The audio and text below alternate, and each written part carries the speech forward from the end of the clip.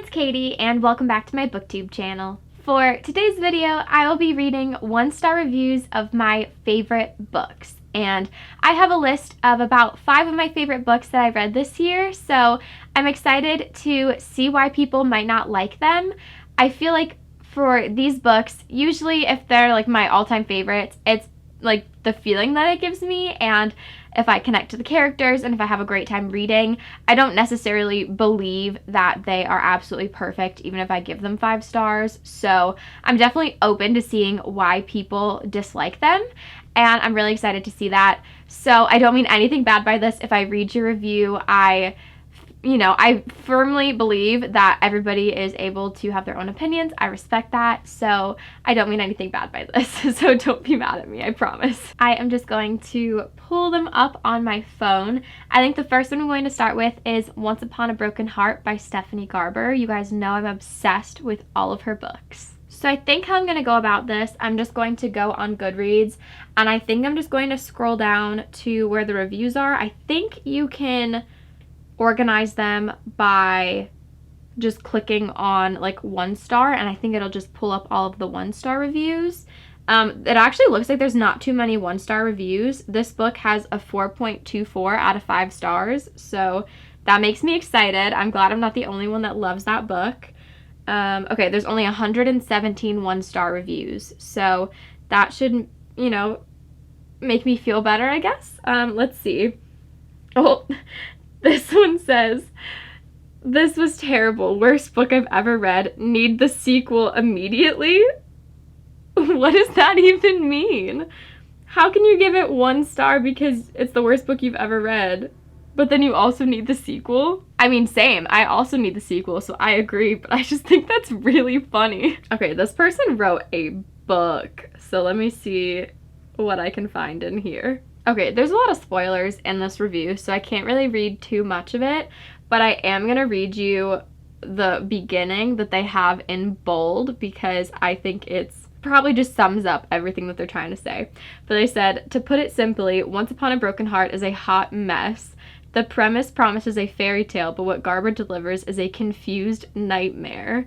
With an annoyingly naive protagonist, a one-dimensional cast of supporting characters, and a truly what-the-fuck-inducing plot, this book's only saving graces are the short chapters and fast pacing, which at times can too be a hindrance to your enjoyment and desire to rate this book higher than you actually will." I mean, I guess I can't judge if that's really how they felt about it, but I definitely wouldn't say that it's a confused nightmare. I feel like, yes, it's pitched as a fairy tale, and it really did feel like a fairy tale to me. It felt very, like, magical, and I loved every second of it. So I think that's really interesting that they didn't really get any of that from the book. I could see how they think Evangeline is naive. She's definitely naive at the beginning, but I think it's just how she was raised and the types of things that she's had to deal with. I don't think she's naive the entire time, and I definitely don't think she's annoying. I feel like Evangeline is the one character I connect to most out of all of Stephanie Garber's characters, so I don't know if I agree with that, but I guess I could see why they think that she's naive. I'm going to move on to another one. I feel like these are going quick, so I might read 1 or 2 more. Somebody said, "DNF at 70%. I was bored to death." I feel like that's pretty far to get into a book before you decided that you're gonna stop, but I think that's really funny. This one's really funny. I just love how angry people get about books, because honestly, I do too. There's definitely some books where my reviews feel very, like, angry and, like, bitter, and I think it's great, so I definitely understand. This one says, "Sorry to crush your purple, sparkly, bubblegum-scented dreams composed of the feathery wings of angels, but this book was a waste of precious trees."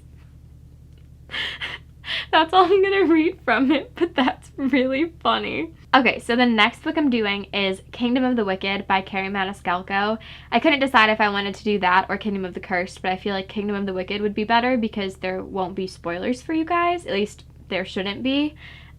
This has a 4.02 out of 5 stars, and there's a little bit over 1,000 1-star reviews, so this should have a wider range to choose from. Somebody said, "If I made a list of the top worst books of 2020, this would be on it." Cool. This book was so bad. And with, like, kind of a smiley face. And that's the whole review. I just love when people don't really put effort into the review. They're like, look, I hated this book. I'm not wasting my time. And I respect that because I still type a lot for all my reviews, even if I dislike a book. And sometimes I wish I could just put like one sentence. And, you know, maybe this video will inspire me to do that because there's so many just like one sentence reviews that are like, this book sucks. This 1-star review says, 30% of this book is an Italian cookbook and the remaining 70% is lost potential. DNF at 60%. I mean, there's definitely a lot of cooking in the first book, so I definitely understand why it feels like a cookbook.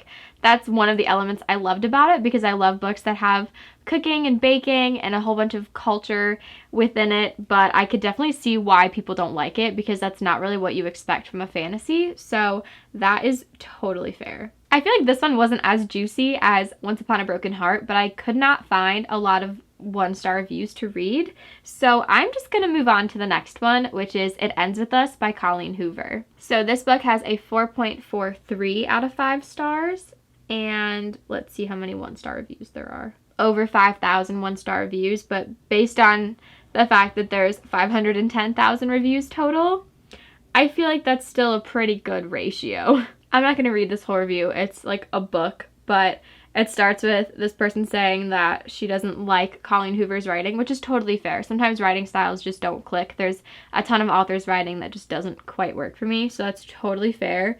But I guess there's spoilers in this review, so I'm not going to read all that. But at the very end of her review, it says, oh yeah, no spoiler tag here because F y'all, this book deserves to be spoiled, rotten, and thrown out with the trash. That feels very angry. I don't even know how to react to that. I feel like it started out so nice with, yeah, I just didn't really like her writing. It didn't click with me. Like, here's why I didn't like the writing. And then it ended with, you know, this book sucks. It deserves to be thrown away. And I didn't read the middle, so I don't really know how we got to that part. But, you know, I feel that. It's fine. Some books just make you angry. I feel like I don't really know what to say in response to a lot of these reviews. I thought they would make me angrier, but I honestly just think they're really funny. And also because I respect everybody's opinions, it's really hard for me to try to like argue with somebody or, you know, tell them their opinion's wrong because there's a ton of popular books that I don't like, and I would feel really bad if somebody was like, hey, your opinion's wrong. It's like, no, everybody's allowed to have their own opinion. So I'm sorry if this isn't as exciting. I just think it's fun to see other people's opinions because obviously I loved these books, so that's not really my view on them, but this person, the whole review is just no. I respect that. I'm gonna move on to Wait For It by Mariana Zapata. I'm not sure if this will have a lot of 1-star reviews because from what I can tell, everybody who's heard of Mariana Zapata and has read some of her books loves them. So I'm curious to see if there is a good amount of people giving it 1 stars. Mariana Zapata is one of my favorite authors that I found this year, and I've read 3 of her books so far, and I'm loving them. I actually own a few more, so I'm trying to space them out because I don't want to read them too quick because they're some of my favorite slow burn romances. But Wait For It has 4.27 out of 5 stars, and it has 835 1-star ratings. Okay, this one seems good. This is the first one that popped up from 4 years ago. It says, well, this was embarrassing. I simply hate when heroines are reduced to spineless, dumb idiots who need to be saved all the time. Diana was like that. She was noisy, a crybaby, needed saving all the time, got hurt over pointless things, was ordered around by her nephews. Oh, speaking of her nephews, have I mentioned that I loathe reading about kids in romance books? Well, I do, especially when everything revolves around them. I love slow burns, but the characters had no connection or chemistry whatsoever. The first half of the book is all about Diana apologizing to Dallas and assuring him she won't get into his pants because the guy's got some issues with women trying to seduce him. I was cringing so hard I almost died in my bed by using a tablet to smash my head repeatedly. This is such a disappointment considering that I loved Dear Erin and was planning on reading all of Zapata's books. Okay, let's break that down. First of all, Diana, I really enjoyed her as a main character. I didn't think she was spineless. I mean, there's a few scenes where I can see why people would think that, I just felt like she was trying to take the high road and not create arguments with people, but I guess I can kind of see that. I really don't think she's a crybaby. I think she has just gone through a lot in her lifetime, and she is learning to deal with how things affect her and trying to take care of her nephews, which were just kind of not dropped on her, but you know, obviously they're not her kids, so she's taking care of somebody else's kids, and she's just having a hard time, you know? So I don't know, I really liked her. I thought she was sweet. I just wanted to give her a hug the whole time. I can definitely see why people don't like reading about kids in romance books though, especially because usually children, you know, it'll say they're like 2 or 3, but they'll be acting like they're 5 or 6, and it's just usually not accurate. From what I could tell, I felt like the kids in this book were pretty accurate, but I don't really remember too much to really confirm or deny that. I thought they were sweet, but I do agree that sometimes they did kind of order Diana around, so that part was kind of wrong. But she's also, you know, like I said, they're not her kids, so she's still trying to learn how to be like a guardian for them. So I feel like, you know, you gotta give her some slack for that. And I still thought it was a great slow burn. I definitely thought they had a connection and had chemistry, but guess I understand. No, I don't even understand why you don't think they had chemistry. I thought they did. I really liked them together, and I thought it was so sweet. I love Mariana Zapata's slow burns because you literally spend most of the book waiting for something to happen. Like, you slowly see the tension build, you slowly see their connection grow, and these little hints that they like each other until, like, the very, very end of the book where finally something snaps and they end up together, and that's my favorite part. I love when slow burns are, like, a genuine slow burn where you don't really see anything happen till, like, the very last chunk of the book. I think that's so well done. And I love that. My favorite part of this review is when she said, "I was cringing so hard I almost died in my bed by using a tablet to smash my head repeatedly." If you're hating a book that much, please just DNF it. It is not worth hitting yourself in the head with your tablet. But I definitely have felt that way before about certain books. There's a couple books I can think of right now that I definitely should have DNF'd because I hated it so much, but I, for some reason, pushed through. But that relatable. I think that's hilarious. This person said, "Boring as hell. Glad it was free because this book was a snooze fest. I love slow burn romances, but this one was not engaging." I'm also looking at the shelves that she put this book on, and it's on the why God why shelf, the shelf, and the bored shelf, and I think that's so funny. Like I said, Mariana Zapata's slow burns are slow. They're the slowest slow burns I've ever read. Characters don't get together until at least like 90% into the book. So if that's not for you, I would not recommend reading her books. I think they're great. I love being patient and waiting for them to finally get together.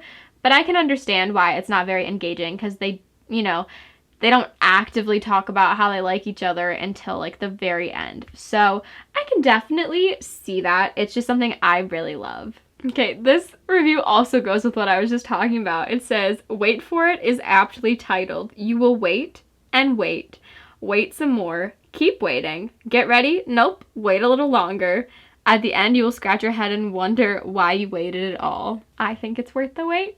But I get it, and I didn't even really think about the fact that, yes, you do spend the entire book waiting, so that is, like, the perfect title for that book. The last book I'm going to read reviews for is Daughter of the Pirate King by Tricia Levenseller, who is another author I found and fell in love with this year. And this has a 4.03 out of 5 stars on Goodreads and has a little bit over 1,000 one-star reviews. So hopefully we can find a really funny, juicy one to end on, because I feel like some of these last couple were a little boring. So let's see if people are passionate about this one. Okay, so this person DNF'd Daughter of the Pirate King at 22%. They said, "This book isn't for me. I could tell that on page 1. My eyes quickly rolled and I felt myself drifting off to sleep instead of being captivated. The writing style is a shit ton of telling you and not showing you. In chapter 2, the main character randomly describes the boats of someone, which is just slightly dull if you ask me. I'm also not a large fan of pirates. I've never really cared for the Pirates of the Caribbean. though they did film part of the movie coming out near where I live, and I really just don't care for pirates overall. They're not an interesting storyline for me. I did, however, hope for the best with this book, but it unfortunately wasn't going to happen. I feel like if you know that you don't like pirates, I would not pick up this book. That's the whole point. It's in the title.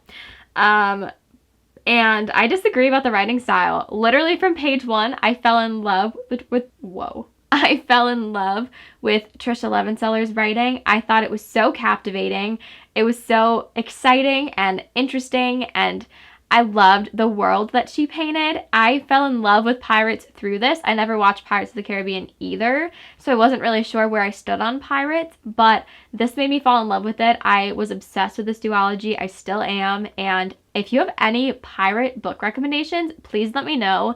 The only other one I can think of is All the Stars and Teeth by Adeline Grace. I'm not sure if that's what it's called. I can picture the cover perfectly. I've been looking at it in bookstores for a while. I just haven't gotten my hands on it. So if you have any others, let me know down below because I'm obsessed with them. Okay, this next one. Utterly Ridiculous. Once again, we have a special snowflake teenage girl who is of course gorgeous and good at everything, who ends up on a ship run by handsome teenage boys. Our pirate king's daughter is on an important mission, but she mostly just talks about how great she is and what clothes she's wearing. I really thought my eyes might roll out of my head at several points. Why are so many YA books terrible? Just because it's a book written for teenagers doesn't mean it needs to be trite and ridiculous. DNF. I loved Alosa. Yes, she is very full of herself, but I feel like that's something that you're going to get with pirates regardless. I think pirates are supposed to be cocky and arrogant and think that they're the greatest thing to walk on earth. I feel like that's kind of the point, and I loved her. She is so badass, and she literally is so confident in herself that it inspired me to be more confident in myself. I really loved her, so I disagree with that. I also disagree with the fact that they say there's so many terrible YA books. I love YA. There's so many books that I absolutely fall in love with, so I disagree. But I do understand why people get tired of the trope where, you know, your main character is like this special girl who's great at every single thing she tries or anything like that, whether it's a female or a male main character. I totally get that. It is kind of frustrating. I love when main characters have flaws and you get to watch them grow, but that's not really how I saw Alosa, but I do understand why people dislike that trope. I'm going to try to find one good one to end on, so let's see what I can find.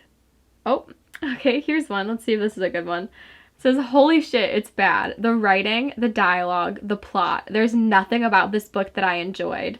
Were it not for the plot and the steamier scenes, I would have thought this was a book meant for an elementary school age child and written by one. Update. It's been months and I'm still thinking about how awful this book is.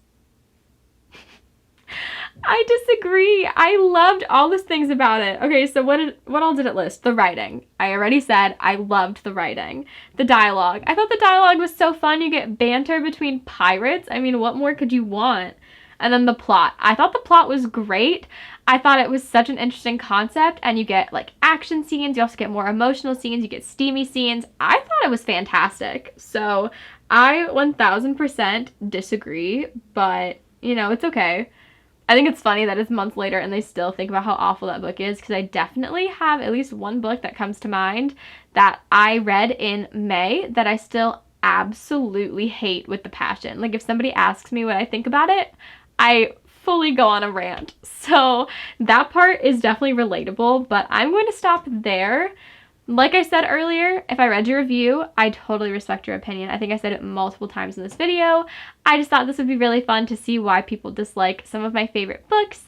If you enjoyed this video, please like, comment, and subscribe to my channel. And if you do subscribe, please click the notification bell so you know when I upload next. Thank you guys so much for watching. I can't wait to see you in my next video.